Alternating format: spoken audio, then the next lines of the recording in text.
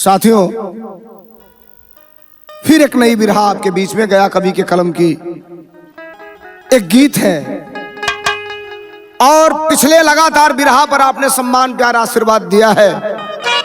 एक बिरहा जहां भारत पाकिस्तान की सरहदें एक दूसरे के खून की प्यासी हो, जहां सेना के जवान हिंदुस्तान और पाकिस्तान के बॉर्डर पर एक दूसरे पर बंदूक ताने खड़े हो, वहां डिजिटल मोहब्बत हिंदुस्तान से पाकिस्तान जा रही है और पाकिस्तान से हिंदुस्तान आ रही है। हमारे हिसाब से यह ठीक नहीं है दोनों मुल्कों के लिए। सुनिए बिरहा। अब तक आपने सीमा हैदर की बिरहा सुना, मणिपुर कांड भी आपने सुना, लगातार कलाकार पीछे गाते चले आ रहे हैं। इन दोनों को और इस बिरहा को मैं आपके बीच में लाकर के रख रहा हूं, थोड़ा सा सामाजिक होने के नाते, पॉलिटिकल होने के नाते और इस देश का एक नागरिक होने के नाते कुछ अच्छी बातें भी बताना हमारी जिम्मेदारी है। आइए हम सही और गलत का आकलन करते हैं आपके बीच में। सुनिएगा लिखने वाले की कलम ने कहां तक जाकर के अपने स्याही को वो रंग दिया है, कहां तक।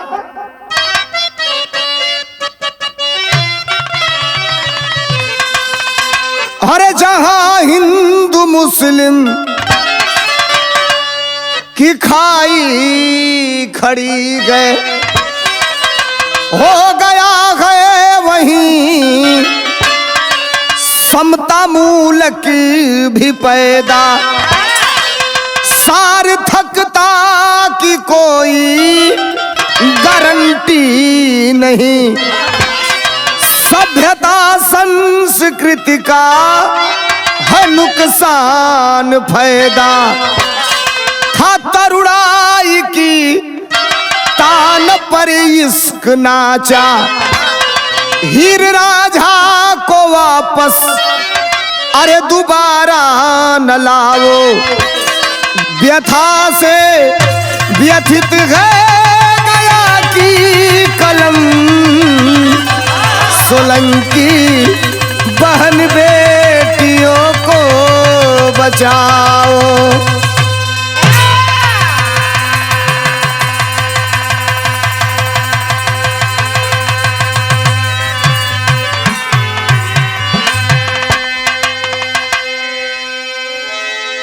सुनिए इस लाइन को, व्यथा से व्यथित है गया की कलम, सोलंकी बहन बेटियों को बचाओ। सामाजिक स्तर पे यह संदेश देना अब जरूरी हो गया है। मोहब्बत करें, कहीं कोई दिक्कत नहीं है, लेकिन मोहब्बत में अपनी सभ्यता, अपनी संस्कृति, अपनी विरासत को खत्म करना यह ठीक नहीं है। चाहे कोई भी देश हो, हिंदुस्तान हो, पाकिस्तान हो, खूब चर्चा देश में हो रही है।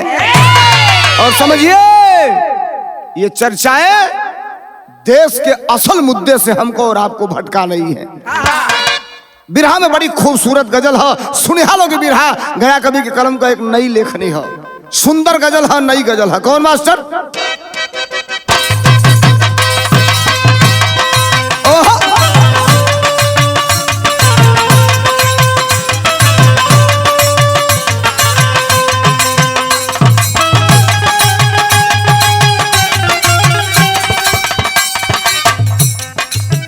गजल को गजल के तरीके से कहने का मतलब कि आप गजल का सम्मान कर रहे हैं। सुनिए ये लाइन, क्या आजा भी आस टूटने वाली है प्यारी की, आजा भी आस,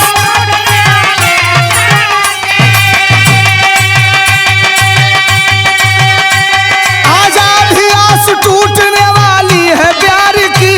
हद हो गई है अब तो तेरे इंतजार की, हद हो गई है अब तो तेरे, हद हो गई है अब, अरे इंतजार की हद हो गई है अब तो तेरे।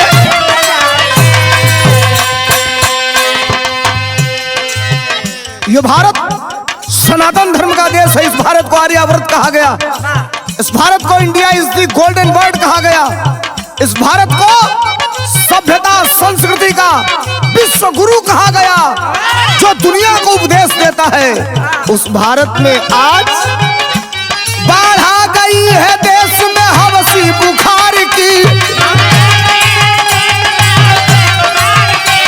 इस देश में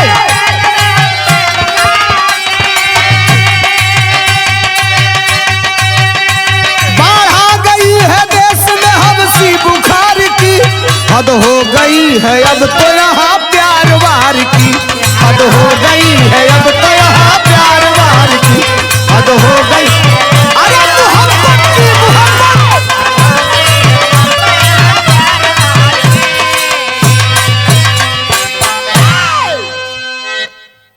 एक आदमी जो मोबाइल खोल रहा है, केवल एक ही न्यूज, वो पाकिस्तान से इंडिया आई, अभी यहां तक गनीमत था, तब तक एक न्यूज ये इंडिया से पाकिस्तान चली गई।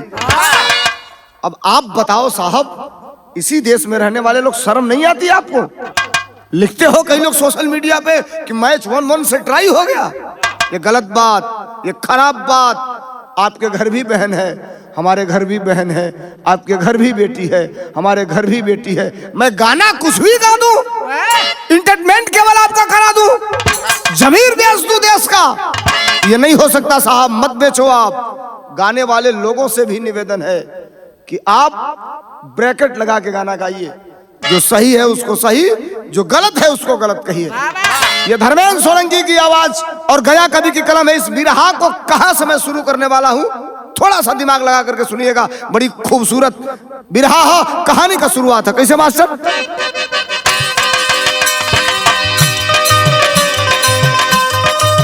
कभी था एक हिंदुस्तान पाकिस्तान मेरा, आज भी भाईचारा से भरा विमान मेरा, और सभी धर्मों के लोग दोनों जगह रहते हैं, हिंदू सिख ईसाई मुसलमान कहते हैं। यूं तो हर देश का इकबाल अपना अपना है, अर्थ की कुंडली मजबूत अपनी रखना है। चिराग जलाने से रात नहीं जाती है, चिराग जलाने से रात नहीं जाती है, मगर ये अंधेरों को तो रोशनी दे आती है।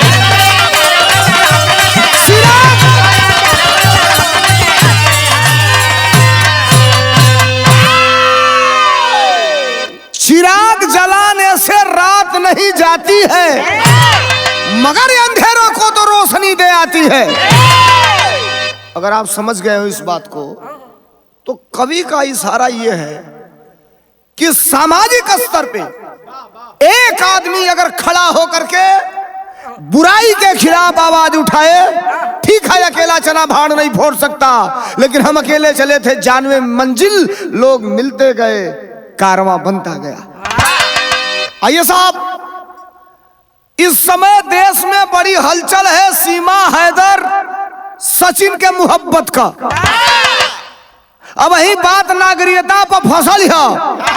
ए भैया, कबले दूसरा आफत आ गई। आफत का, हिंदुस्तान की रहने वाली अंजू नाम की लड़की 2 बच्चों की मां जयपुर जाने को कह के अपने घर वालों से पाकिस्तान के लाहौर चली गई। और लाहौर जिसके पास गई, लोग कह रहे हैं, वो कह रही है कि मैं अपने मोहब्बत के पास आई हूं, जिससे प्यार करती हूं उसके पास आई हूं, उसका नाम है नसरुल्लाह। अब आप जरा गौर करिए, अंजू एक प्राइवेट फैक्ट्री में कर्मचारी, अंजू का पति जिसका नाम अरविंद, वो भी एक प्राइवेट फैक्ट्री में कर्मचारी। अंजू के 2 बच्चे, 1989 की डेट ऑफ बर्थ है अंजू की, 1989, और 10वीं 12वीं ग्रेजुएशन की शिक्षा पास करने के बाद शादी जिस व्यक्ति से हुई, उस व्यक्ति का नाम अरविंद बताया गया। अंजू के पिताजी का नाम गया प्रसाद थॉमस। थॉमस, आइए, प्रसाद भी लगा है, थॉमस भी लगा है, तस्वीर करता हूं साहब। थॉमस मतलब अंजू के पिता ईसाई धर्म स्वीकार कर चुके थे। अब अंजू ने भी कोई सामान्य शादी नहीं की साहब, ये भी लव मैरिज ही शादी थी। अरविंद से भी अंजू की लव मैरिज शादी हो गई, और लव मैरिज शादी के बाद राजस्थान के भिवाड़ी में अरविंद अपने पत्नी को लेकर रहना चालू कर दिया। दोनों प्राइवेट फैक्ट्री में काम करना चालू कर दिए। अब समय आगे बढ़ल, और जब समय आगे बढ़ल तो हमरे बिरहा में तरज लाग गल। कैसे मास्टर?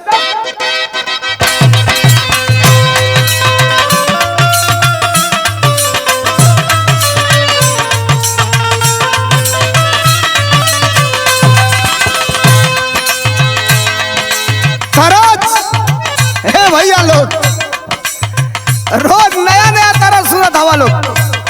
हम प्रयास करीला कि यही जो हम संस्कृति का सभ्यता का बात करत हैं, वो संस्कृति सभ्यता के अपने गीत में भी कन्वर्ट करके रखे। कितनों नया आज का गीत आई, सुपर हिट हुई, कलाकार सुपर स्टार लिख रहे हैं, सम्राट लिख रहे हैं, कुछ तो महासम्राट लिख रहे हैं। हम लोग तो कभी कुछ लिखे ही नहीं नाम के आगे पीछे, लेकिन आई महासम्राटों से भी बड़ी सम्राट गीत है। क्या? जिंदगी की ना टूटे लड़ी, जिंदगी की ना टूटे लड़ी, प्यार कर ले घड़ी ओ घड़ी, जिंदगी की ना टूटे लड़ी, प्यार कर ले घड़ी तो घड़ी।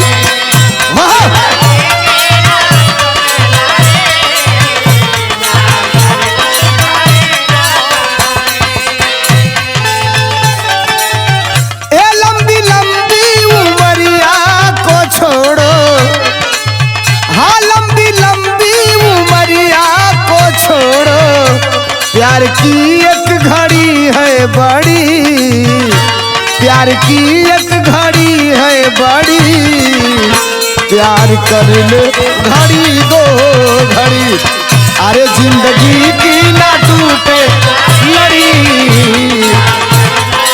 घड़ी दो घड़ी।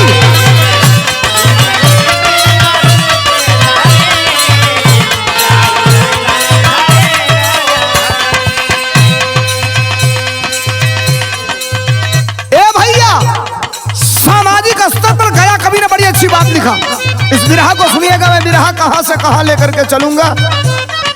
वर्तमान में हमारा पर, तुहरा पर, धरातल पर रहे वाला पुरुष वर्ग पर, नारी पर कवि का कलम कब चले ले? जब कोनो होनी अनहोनी होला तब चले ले। लव, लव मीन्स प्यार। कितना प्यारा नाम है लव। लव एल से लेक ऑफ सारो, ओ से ओशन ऑफ टीयर्स, बी से वैली ऑफ डेथ, और ई से एंड ऑफ लाइफ। ये मोहब्बत की परिभाषा है, लेकिन प्यार के परेह बना के कई गो प्रेमी मरना से होके खिचड़ी बना देता ना। अब जरा सुनिए, इस बिरहा को लेकर चल रहा हूं आगे, लेकिन शुरुआत कवि ने मानव पर लिखा है। क्या? पशु की श्रेणी में वो आदमी, पशु की श्रेणी में वो आदमी, शर्म को भूले जो आदमी, पशु की श्रेणी में वो आदमी,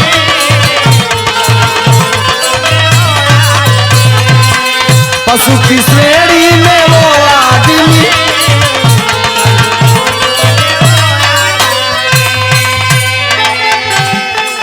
वो जिनके कर्मों से दुर्गंध आए, जिनके कर्मों से दुर्गंध आए, भार धरती का वो आदमी, भार धरती का वो आदमी, शर्म को भूले जो आदमी, पशु की श्रेणी में वो आदमी, शर्म को भूले जो आदमी। क्या बात!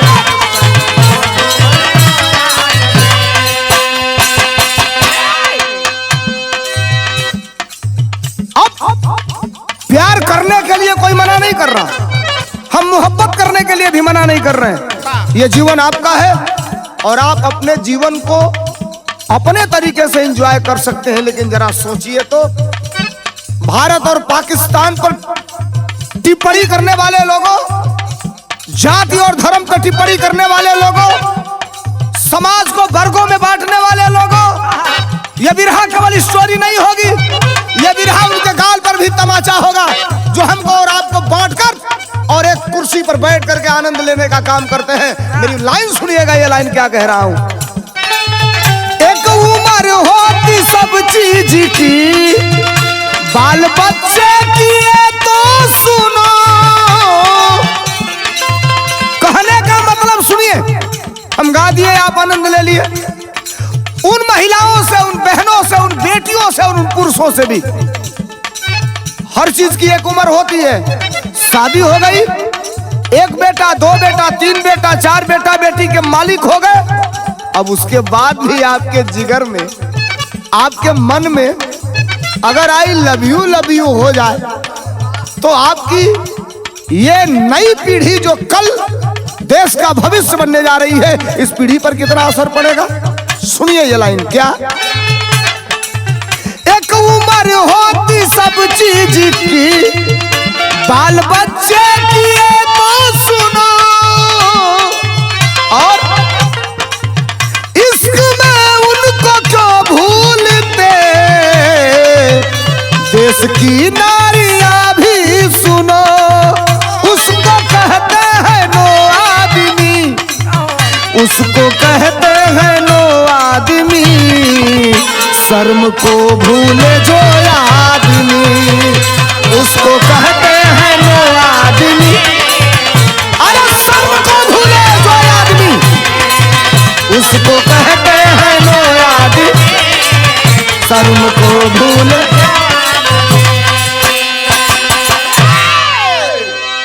हम कतई इस पक्ष में नहीं है और हमारे गया कभी भी कतई इस पक्ष में नहीं है। हो सकता है इस मामले में संलिप्त लोग मेरा गाना सुनकर, मेरा बिरहा सुनकर कुछ उनको अगर दिक्कत हो तो हमें भला बुरा कहें, लेकिन मेरे गाना गाने का मतलब साहब कहीं मैं अपना व्यूज बढ़ाने के लिए नहीं कहूंगा, कहीं नहीं कहूंगा कि मेरे चैनल को सब्सक्राइब करिए, लाल बटन दबाइए, बेल आइकन दबाइए, कहीं नहीं करूंगा। केवल सुनिए तो, और सुनिए तो इसको गुनिए तो। हर चीज की समय होती है, इश्क की, मोहब्बत की। बियाह हो गई, बेटा बेटी, चार लड़का का माई हो गई लू, चार लड़का का मम्मी भैलू, तो देहात में दूसरे लड़कन का चच्ची हो गई लू। ओकरे बादो तू मोहब्बत का इस परवान चढ़ी। छोड़िए इस बात को। भारत हो, पाकिस्तान हो, ये कहीं का सभ्यता और संस्कृति इजाजत नहीं देता। अब जरा आप गौर करिए साहब, जिस देश में भारत और पाकिस्तान में, पाकिस्तान की फिल्म हिंदुस्तान में रिलीज नहीं होती और हिंदुस्तान की फिल्म पाकिस्तान में रिलीज नहीं होती, जहां दोनों देश के क्रिकेट प्रेमी ये चाहते हैं कि वो मौका आए और रोमांस का क्षण आए जब हम बैठकर स्टेडियम में चौके और छक्के देखें दोनों तरफ से। लेकिन इस परिवेश में दोनों देशों की टीमें क्रिकेट मैच नहीं खेल सकती। इतने खराब सिचुएशन में भी हिंदुस्तान, पाकिस्तान, एक लड़की उधर जाए, एक लड़की इधर आए। क्या करना चाहते हैं आप लोग?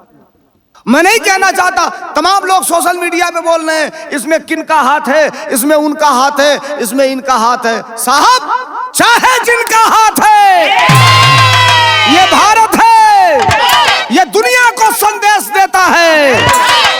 गलत मंसूबे पे पानी फिर जाएगी तुम्हारे। ठीक है, हम थोड़ा सा परेशान हो सकते हैं, लेकिन याद रखना इस देश में एक ऐसा संविधान है जो संविधान सबको इज्जत से जीने का गवाही भी देता है। बिरहा आगे बढ़ी, आज जब आगे बढ़ी तो आजकल देश का हालात का बा भैया। अब ये पर बिरहा में बड़ा खूबसूरत तरज है, ये दुर्विजय का स्पेशल तरज है। कौन तरज है मास्टर?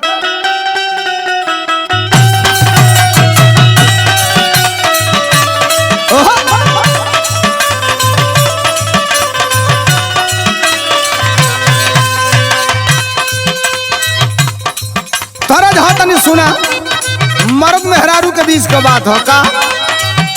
का करतारू धनी, का करतारू धनी हमके बतावना।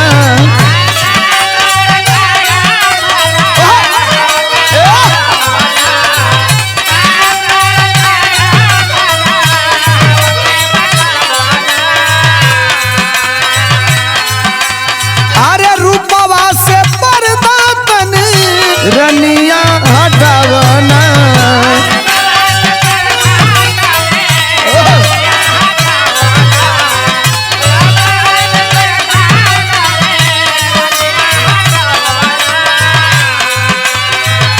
का करतारू रानी हमके बतावना। रूपवा से पर्दा तनी रनिया हटावना। तो मेहरुआ कहलस, का कहलस? माथे पर हम बिंदिया लगवनी, अरे माथे पर हम बिंदिया लगवनी, लिहनी केस सवारी।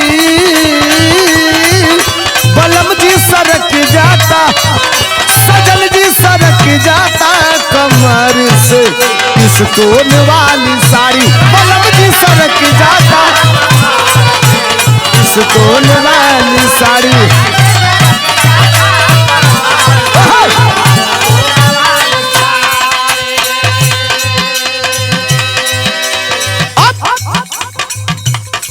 हम स्टोरी गए, हम कहानी गए, आप सुने लेकिन मतलब उसका निकले। 500 MB 1 GB डाटा खत्म करे ले लो तो हम लोग गाना सुने खातिर सुना लो। हम जो गा देंगे आप सुन ले, ये कतई तय नहीं है। थोड़ा सा आप जात धर्म से ऊपर उठिए, सीमा हैदर से ऊपर उठिए, अंजू नसरुल्लाह अरविंद से ऊपर उठिए और आइए फ्लैशबैक में और वर्तमान में दोनों आपके बीच में चित्रण कर रहा हूं। ये धर्मेंद्र सोलंकी अलग ऐलान करके कहता है, अकेला व्यक्ति हूं जो इस जंग के खिलाफ भी लड़ता हूं और दिल्ली वालों के खिलाफ भी लड़ता हूं। सुनिए ये लाइन, क्या प्यार पर डिबेट रोज मीडिया का होता है। टेलीविजन पर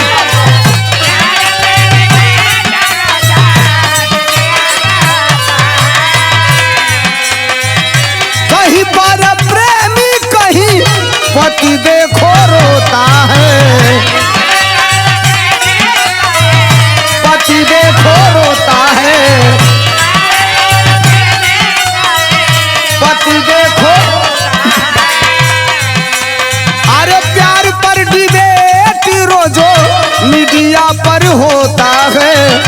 कहीं पर प्रेमी, कहीं पति देखो रोता है। और सुनिए ये साजिश है, आप मानिए या मत मानिए, किनकी साजिश है? सीमा सचिन अंजू में,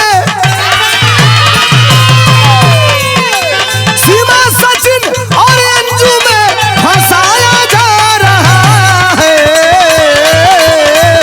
तयसली मुद्दा से, तयसली मुद्दा से इस देश को भटकाया जा रहा है। असली मुद्दा से इस देश को भटकाया जा रहा है। अरे भटकाया जा रहा है।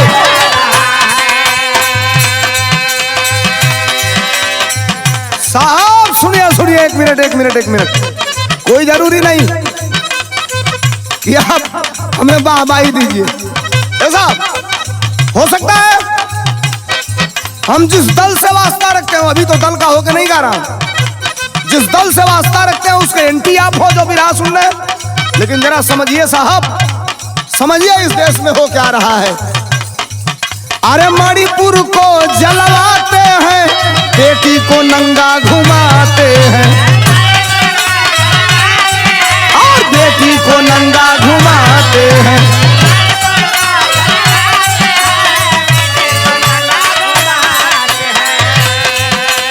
और टेलीविजन की बात करते हैं, झूठ से समझौता करके, झूठ से समझौता करके को सदा छिपाते हैं, झूठ से समझौता सच को सदा छिपाते हैं।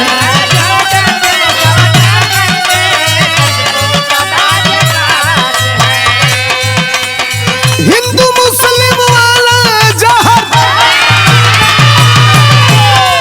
अरे हिंदू मुस्लिम वाला जहर पिलाया जा रहा है। तयसली मुद्दा से, तयसली मुद्दा से इस देश को भटकाया जा रहा है। असली मुद्दा से इस अरे भटकाया जा रहा है।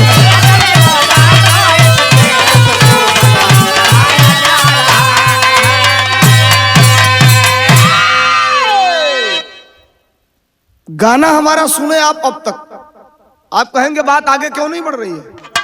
हम इसी बात को तो बताना चाहते हैं। ये तो आपके कान से गई, दिमाग में है, खोपड़ी में भी आपके घुसी है। सीमा, हैदर, सचिन, तब तक खोपड़ी में आपके घुस गई। एक और इंडिया वाली पाकिस्तान गई, उससे टाइम मिला तो आपकी नजर सहकारी राशन की दुकान पर है। जो फुर्सत मिले तब तक गए, बोरा लेके झोरा लेके 5 किलो मिल गया, मेरा रूरी हिंदी हलस, एक थरिया हूर ले हला, आके फिर सीमा, हैदर, अंजू, मंजू, संजू। क्या हो रहा है साहब इस देश में, क्या हो रहा है। एक बाप अपने बेटे को जब यूनिवर्सिटी में भेजता है, वो कहता है बेटा खून की गाढ़ी कमाई तुम्हारे पढ़ाई पे खर्च करूंगा। सपना सजाता है बेटा सिविल इंजीनियर बनेगा, ऑफिसर बनेगा, अधिकारी बनेगा। लेकिन साहब मैं चैलेंज करता हूं भारत के किसी भी चैनल को, अगर आप में दम है मत बुलाओ धर्मेंद्र सोलंकी को, मत बुलाओ किसी पॉलिटिकल व्यक्ति को। अगर आपके अंदर कुवत है, हैसियत है, तो ग्रेजुएट करने वाले एक लड़के को अपने डिबेट में बैठा लो और केवल देश की वर्तमान स्थितियों पे चर्चा करा दो, तुम्हारे गाल पे करारा तमाचा मार के वापस आएगा वो। नौकरियां नहीं है, बेरोजगारी बढ़ रही है, लोग महंगाई से त्रस्त हैं, देश का राजा चुप है। केवल ध्यान भटकाने के लिए काम किया जा रहा है। अब आओ अब ना मन बोलो तो एजा से आगे तनी से हम बढ़ा तनी बिरहा आगे बढ़ल, विदेशिया लगल। कैसे मास्टर?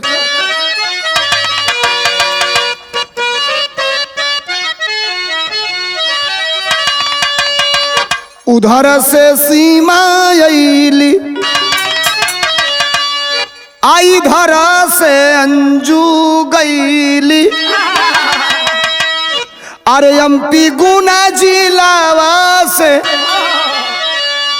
आइल बा खबरिया। आप सुने होंगे, देखे होंगे टेलीविजन पे, वही चली रहा है। अभी ये मामला ठंडा नहीं पड़ा था, 4-5 दिन से बड़ा उबाल पे था। तब तक एक 2 बच्चों की मां हिंदुस्तान से पाकिस्तान चली गई, लाहौर घर से निकली कि जयपुर जा रही हूं, और चली गई पाकिस्तान। अब आप जरा ये करिए, लोग कहते हैं कि दुनिया में सबसे पवित्र अगर कोई जगह होती है तो माँ का ये वदर होता है, और इसी वदर से, इसी तन से हम और आप पैदा होते हैं। और वो माँ जिसने इस तन से अपने एक बेटी को, एक बेटा को पैदा किया, बेटी बेटा 14-15 साल के हो गए, आंखों में तुम्हारे शर्म नहीं आई, हाया नहीं आई, पानी नहीं आई? उन बच्चों को छोड़ के पाकिस्तान चली गई। आगे क्या हुआ? पति अरविंद बेटा बेटी के अनाथ कैली, अरे बलिया खड़गपुर में जेकर ससुररिया, मॉडल जमाना वाली आज महतरिया हो, घर परिवार प्यार अरे छोड़ली गुजरिया। ये डिजिटल इंडिया है, ये कैशलेस इंडिया है। ये मॉडल इंडिया है। एक मोबाइल पे क्या से क्या हो जा रहा है, ये मॉडल इंडिया है। इसी का सपना हमारे पूर्वजों ने देखा था कि 4 इंच का मोबाइल, ठीक है ज्ञानवर्धक चीज भी इसमें मिलती है, लेकिन दुनिया का सारा कुकर्म भी इसी मोबाइल से हो जाएगा। यह सपना हमने देखा था। अपने आप को कंट्रोल करो, कुछ नहीं होगा। अब आज तो देश का कंडीशन ये है साहब। एक दिन मैं फेसबुक पे पढ़ रहा था, एक लोगों ने कहा कि अपने पत्नियों को आईएएस की तैयारी करने के लिए भेजने वाले लोग, जो लोग वापस बुला के घर बैठा दिए हैं, वो अपने पत्नियों पे निगाह रखे, कहीं घर बैठे बैठे वो पबजी ना खेलना चालू कर दें। अब ऐसा ऐसा कमेंट, ऐसी ऐसी बातें कही जाएंगी। जिस नारियों को हम देवी के रूप में पूजते हैं, जो नारी इस देश की मर्यादा होती है, उस नारियों के खिलाफ भी यह सुनना पड़ेगा। और वो नारियां जिनके अंदर मानवता है कि नहीं है, ये समाज कहां गया है साहब। बिरहा के टेरी में इतनी बड़ी बात गया कवि ने लिखा, शायद इससे बड़ा करारा तमाचा और कुछ हो ही नहीं सकता। कैसे मास्टर?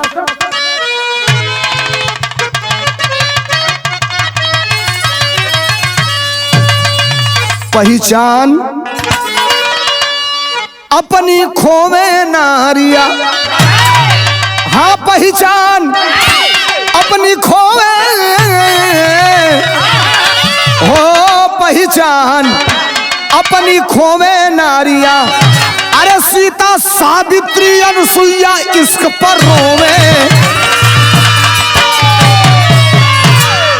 सीता सावित्री अनुसुईया इश्क पे रोवे, पहचान अपनी खोवे नारिया। याद है ना महिलाओं, बहनों, बेटियों, याद है ना?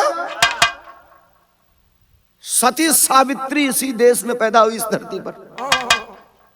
जमराज जिनके पति का प्राण लेके चले गए थे और अपने पति के सर को अपने जंघे पर रखकर, और तब तक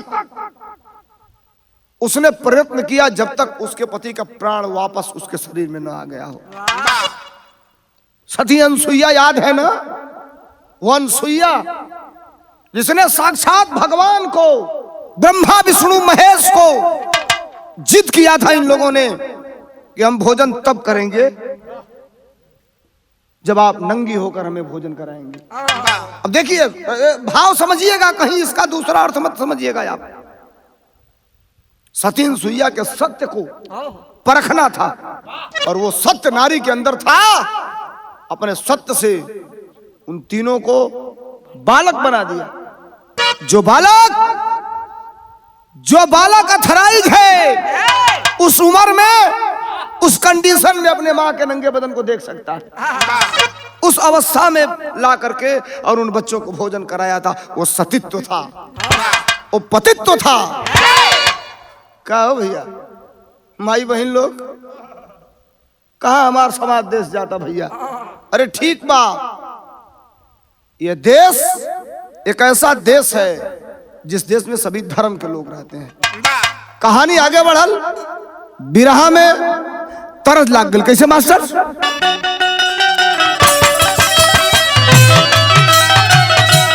क्या बात!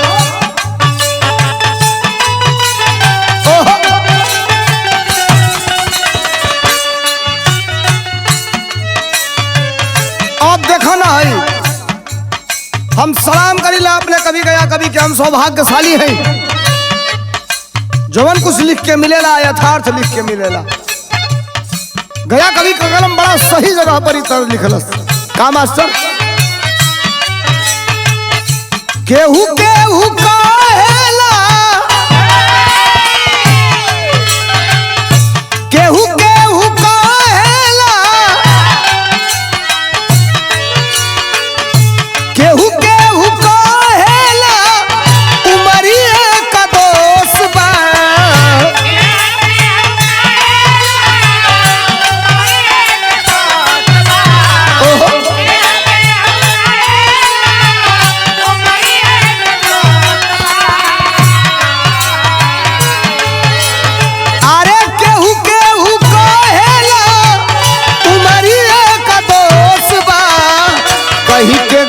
सूरदास, कही के गईले सूरदास, नजरिए का दोष बा, कही के गईले सूरदास, नजरिए का दोष बा।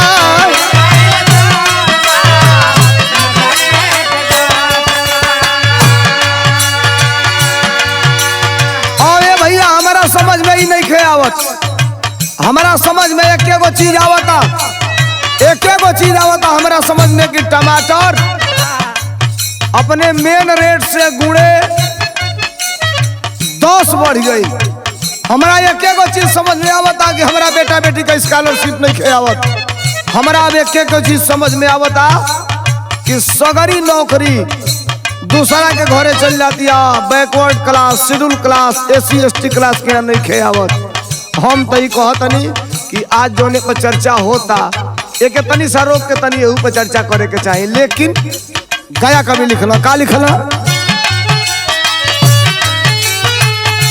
कैसन यारी भइल,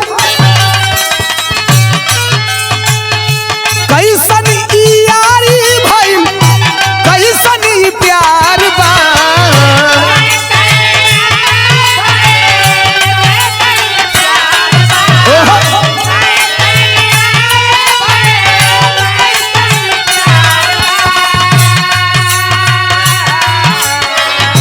कैसन यारी भइल, कैसन प्यार बा।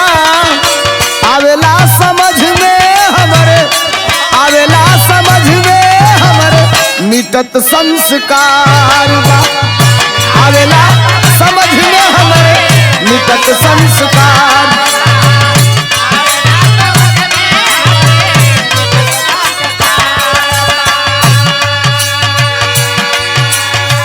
बिरहा में अंतरा में कभी ने लिखा, क्या लिखा, चारी लइका के माई बापू, चारी लइका के माई बापू, इश्क जब लड़ई है,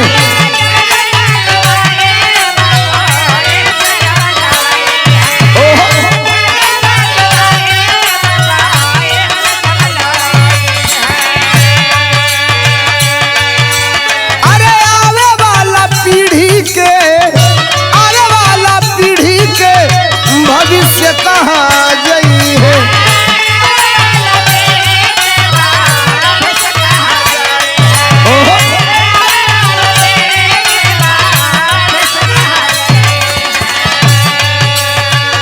आचरण के साथ अब तो, आचरण के साथ अब तो पूरा खेलवाड़ बा, आचरण के साथ अब तो पूरा खेलवाड़ बा। आवेला समझ में अब तो मिटत संस्कार बा, आवेला समझ में अब तो,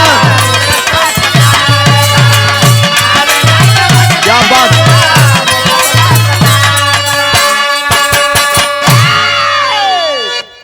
मेरे बिरहा गाने का टी पॉइंट क्या रहा है आप समझिए। ये पाकिस्तान से हिंदुस्तान चली गई, सवाल इसका नहीं है। वो ये हिंदुस्तान से पाकिस्तान चली गई, सवाल इसका भी नहीं है।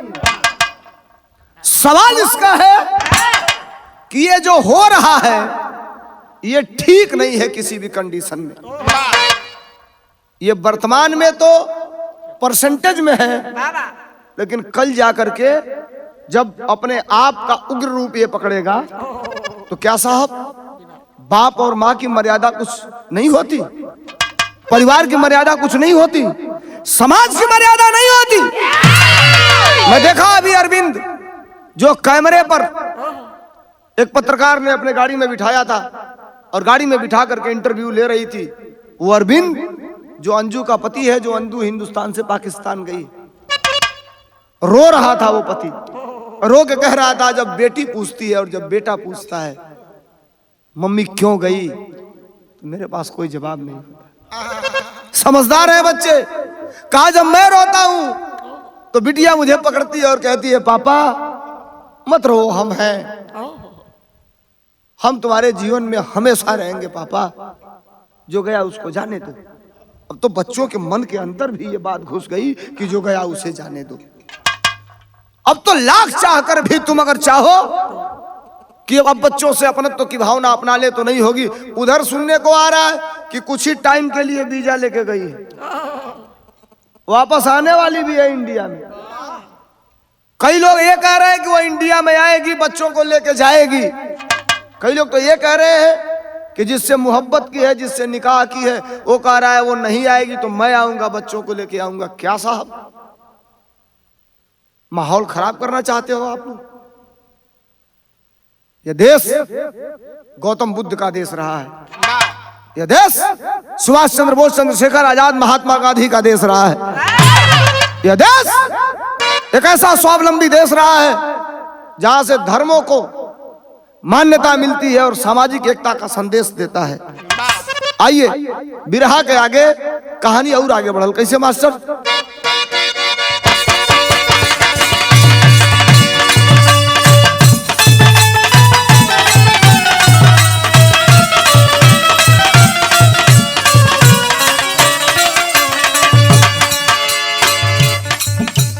फरजबा मास्टर बजावत रहन अपना बारे में पियावा,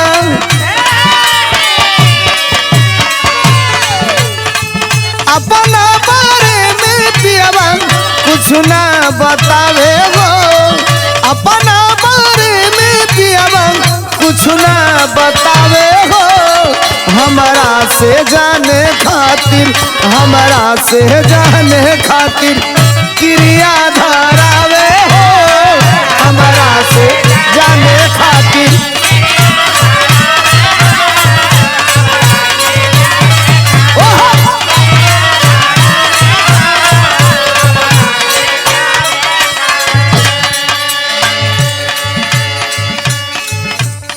साहब अंजू के पिता गया प्रसाद थॉमस, गया प्रसाद थॉमस का बयान आया है और गया प्रसाद थॉमस ने कहा जब वो देश छोड़ के चली गई, जब वो परिवार छोड़ के चली गई तो फिर हमारे लिए उस सदा सदा के लिए चली गई। आप जरा गौर करिए एक बाप के कलेजे पर क्या गुजरती है। इतना ही नहीं, एक पति के कलेजे पर क्या गुजरती है। वो तो 4 बच्चों वाली बच्चों को लेके आ गई, ये दोनों बच्चों को छोड़ के चली गई। उन बच्चों के कलेजे पे क्या गुजरता होगा। यही ठीक नहीं है साहब जो मैं गाने जा रहा हूं। स्टोरी बाई स्टोरी तो सब आप सुनते हैं, थोड़ा सा कोटेशन की बात भी सुनिए। कवि ने लिखा है क्या, बतिया हमार भाले, अरे बतिया हमार भाले आज मरचा लागी हो, बतिया हमार भाले आज मरचा लागे हो। एकर रिजल्ट आई, एकर रिजल्ट आई सबही के आगे हो, एकर रिजल्ट आई।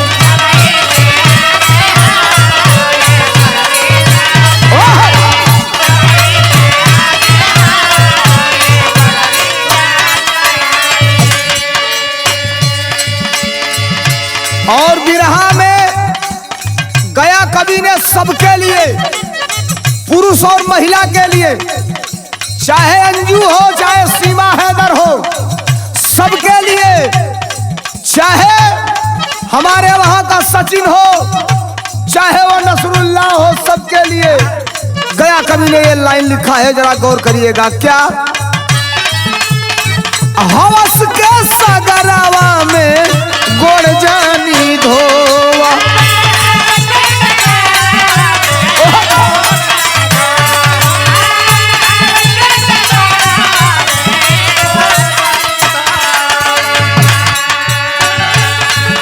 हाँ लाइन सुनी है भैया का। अरे कुकुरे बिलारी वाला, कुकुरे बिलारी वाला बीज जानी बोवा,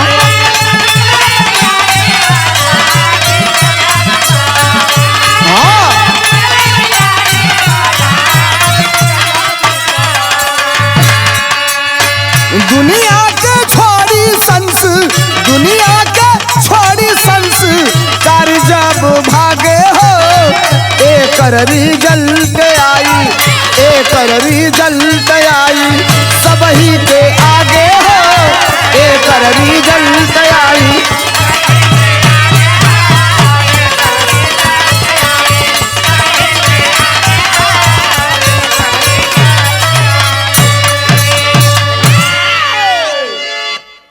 हवस के सगरवा में गोड़ जनी धोवा, कुकुरे बिलारी वाला बीज जनी बोवा।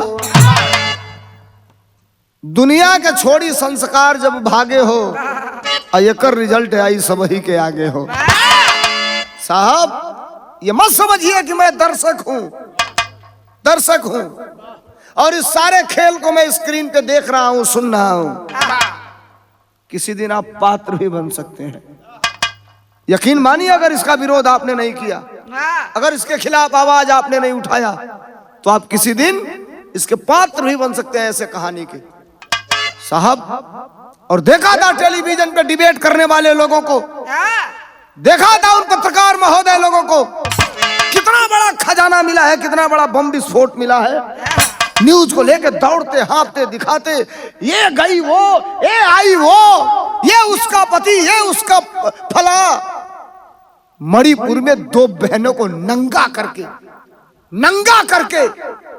सड़क पे एक समूह ने घुमाया, घसीट कर खेत में ले गए, रेप किए, गैंगरेप, बलात्कार किए। भाई विरोध किया तो भाई को जान से मार दिए। कितने दिन तक डिबेट किए हो इस पे, कितने दिन तक किए हो? डिबेट करना चाहिए। आबरू केवल हमारी आपकी आबरू नहीं है, आबरू देश की है, आबरू समाज की है, और हमारा देश और समाज कहीं बटा नहीं है। हाथ जोड़कर निवेदन करते हैं, कहीं से मेरे बात से अगर आपको ठेस पहुंचा होगा तो मैं क्षमा भी चाहता हूं, आपसे निवेदन नहीं करता हूं। लेकिन जब अपना टीआरपी बढ़ाने के लिए हिंदुस्तान पाकिस्तान के बीच में इसको और मोहब्बत को खड़ा करते हो, तो थोड़ा सा अपने जमीर को जिंदा रखने के लिए ये भी तो दिखाओ कि मणिपुर का मुख्यमंत्री और देश का राजा इस बात पे कितने देर के लिए खड़ा होकर के अपने बातों को बोला। दिखा दो अगर हिम्मत हो। नहीं, मैं जानता हूं तुम नहीं दिखाओगे। जिस दिन दिखाए उस दिन तुम्हारे कार्यालय पे ताला लटक जाएगा। लेकिन बात आगे बढ़ती है। मेरे कवि ने कहा कि आप इस बिरहा को सामाजिक संदेश के रूप में बनाइएगा, और मैंने प्रयास किया हूं सामाजिक संदेश बनाने का। बिरहा में पोहपट लागल। कैसे मास्टर?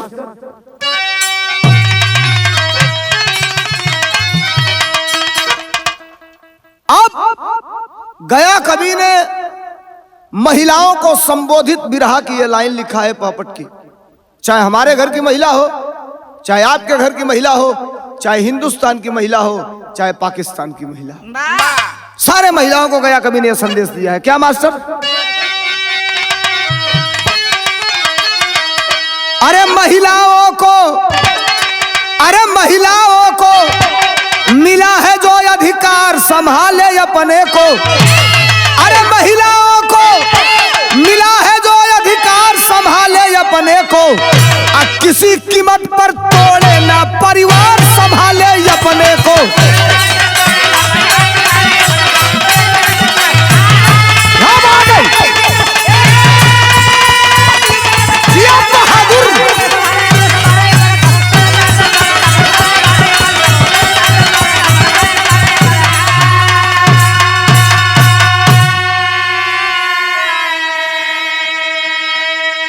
महिलाओं को मिला है जो अधिकार संभाले अपने को, किसी कीमत पर तोड़े ना परिवार संभाले अपने को। और हिंदुस्तान पाकिस्तान ए भैया चाहे कवनो देश हो, बिना पुरुष होखे नहीं, ए भैया नारी का परवेश हो। ये मांग है। अच्छा, ऑफिशियल वर्क में कोई जाता है, अब क्या इसकी भी गारंटी है? लेकिन विषम परिस्थितियों में ही जाए। ऐसे किसी देश की महिला बैग उठाई, झोला उठाई, इश्क मोहब्बत करने के लिए एक देश से दूसरी देश चली गई। इस पे रोक लगना चाहिए कवि ने और कवि की कलम ने ये सवाल खड़ा किया है। हम अपनी मनसा आपके बीच में जाहिर कर रहे हैं, एक्सेप्ट करना नहीं करना आपके ऊपर है। क्या मास्टर? अरे हिंदुस्तान पाकिस्तान चाहे कवन देश हो, बिना पुरुष हो खे नहीं नारी का प्रवेश हो। अरे पति से ज्यादा देगा ना कोई प्यार संभाले अपने को, अब मर्यादा की तोड़े ना पतवार संभाले अपने को।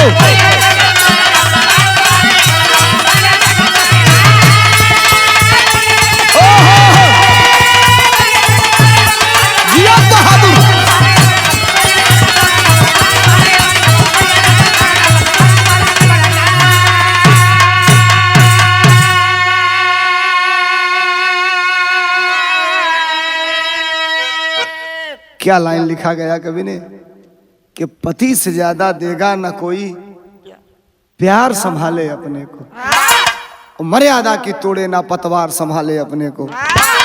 ये निवेदन है आज के नारियों से, ये संदेश है आज के नारियों को और पुरुष को भी संदेश है। आप जितना बराबर की दोषी ये हैं उतने बराबर के दोषी आप भी बनते जा रहे हो भाई साहब। अपने समाज, अपने घर, अपने देश, अपने रीत और रिवाज को बचाइए, तभी देश बचेगा, समाज बचेगा, आने वाली आपकी पीढ़ियां बचेगी। विरहा के आल्हा में बड़ा बढ़िया बात कवि जी लिखना। क्या लिखना मास्टर?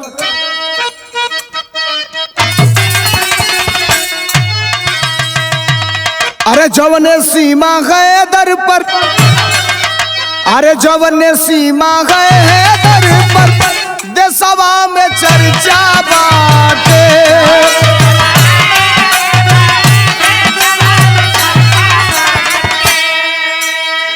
तयंजू के प्यार पर का देई लोगवा ज्ञान।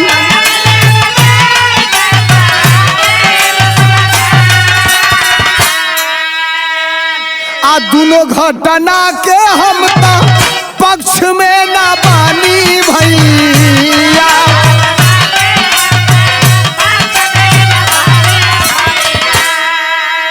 अरे बेहूदी इसका बाजी के बतावे लोगवा ज्ञान।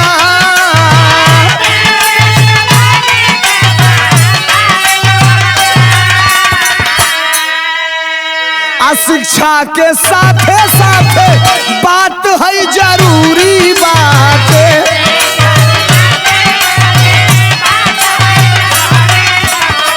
अरे घर परिवार संस्कार वाला ज्ञान।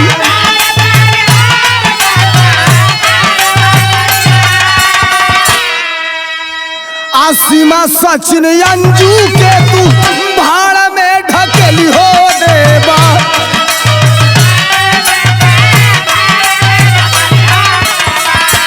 अरे रोजी रोजगार पर तू दे दा भैया ध्यान।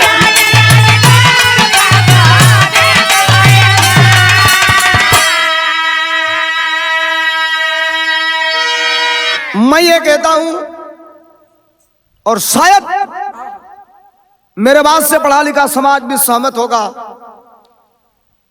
अग्रणी समाज भी सहमत होगा, यूथ भी सहमत होगा, माताएं बहनें भी सहमत होगी। वक्त है अब इस देश को सीमा, हैदर, अंजू, अरविंद, सचिन, फलाना ढेमाका से हटके देश पे रोजगार पर चर्चा हो, देश में इंफ्रास्ट्रक्चर पर चर्चा हो, देश में कृषि पर चर्चा हो, देश में नौजवानों को स्वावलंबी और मजबूत बनाने पर चर्चा हो, देश को मजबूत करने की चर्चा हो। ये इश्क, मोहब्बत, प्यार वार, ये वाला प्यार वार, इश्क मोहब्बत चल रहा है, ये माहौल खराब कर रहा है। नहीं होना चाहिए ऐसा, चाहे हिंदुस्तान में चाहे पाकिस्तान में। हम इसके पक्ष में नहीं है। बिरहा में गया कवि के लिखने का, इस बिरहा को मेन मतलब क्या रहा, मेन टी पॉइंट क्या रहा, आइए बिरहा के खड़ी में इस बात को हम बताते हैं। बहुत बड़ी बात लिखे हैं। कैसे?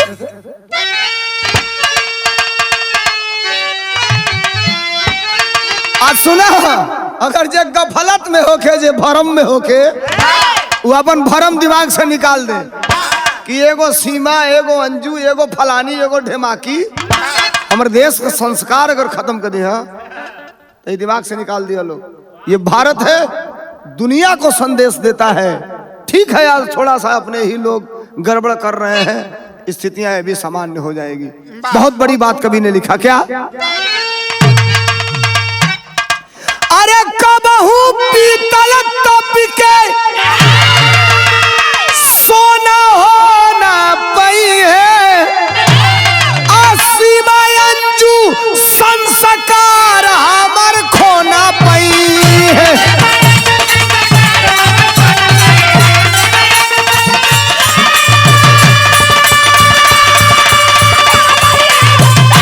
जिया बहादुर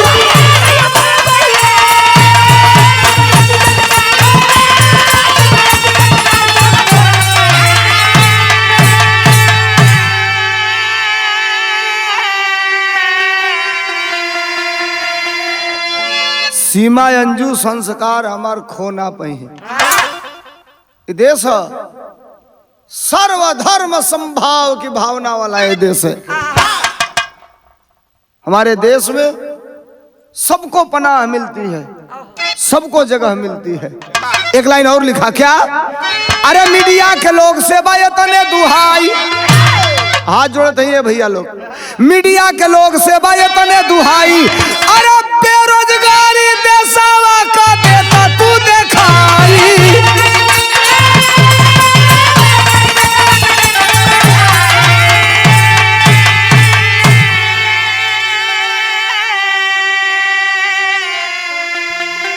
अरे दुश्मन न फरद वाला बिजवा बोना पई है, सीमा अंजू संस्कार हमार खोना पई है। दुश्मन न फरद वाला बिजवा बोना पई है। अगर किसी दुश्मनों की अगर ये साजिश भी हो तो मैं आगाह करना चाहता हूं कि सतर्क रहना। ये भारत है, तुम्हारे मंसूबे को कभी कामयाब नहीं होने देगा। और हाथ जोड़ के निवेदन कर रहा हूं, इस बिरहा को अब तक आप लोगों ने सुना। एक तो बिरहा वो कि part by part, cut to cut 1.2, 3, 4, 5 and 10 तक मैं करता हूं। लेकिन इस बिरहा को मैं 1 से कब 10 पर पहुंचा, 10 से कब 2 पर पहुंचा, 2 से कब 8 पर पहुंचा। इस बिरहा में आपने देखा मेरे पूरा बिरहा गाने का एक ही मतलब रहा कि ये जो हो रहा है ये गलत है, सीधा सीधा ये नहीं होना चाहिए। और इसकी भी एक मर्यादा है, इसकी भी एक सीमा है। लेकिन क्या करबा, कई कई को ऐसा ऐसा घटना सुने के मिला था, मने द्रवित हो जाता। बिरहा को आप सबने सुना अब तक। उम्मीद है आप सब, ये थोड़ा सा प्रयास है, सामाजिक संदेश का बिरहा कैसा लगा कमेंट करेंगे, बताएंगे। बिरहा के अंत में गुरु घराने का परिचय है। कैसे मास्टर? गुरु बिहारी भारत अपना विश्व गुरु कहलाता, कहे चंद्रिका पति पत्नी का 7 जन्म का नाता। लोग से तो बढ़िया हमन का पूर्वजे रहला, कहे चंद्रिका पति पत्नी का 7 जन्म का नाता। कितनी बड़ी लाइन लिखा गया कवि ने। क्या पहचान अपनी खोवे नारियां, पहचान अपनी खोवे नारियां, सोलंकी गया कभी सम्मान कदिया बोले, पहचान अपनी खोवे नारियां।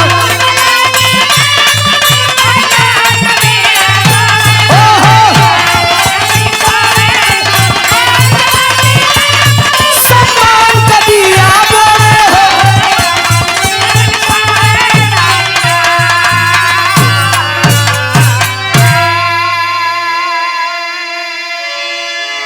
बिरहा रोज आपका कमेंट सुनता हूं, तमाम डिमांड रहती है। प्रयास करूंगा एक एक करके हर बिरहा आपके बीच में भेजता रहूं। उम्मीद है आप सुनेंगे। कैसा लगा, कमी अगर जहां होगी वो भी बताइएगा, कोई सामाजिक संदेश अच्छा लगा होगा वो भी बताइएगा। धन्यवाद।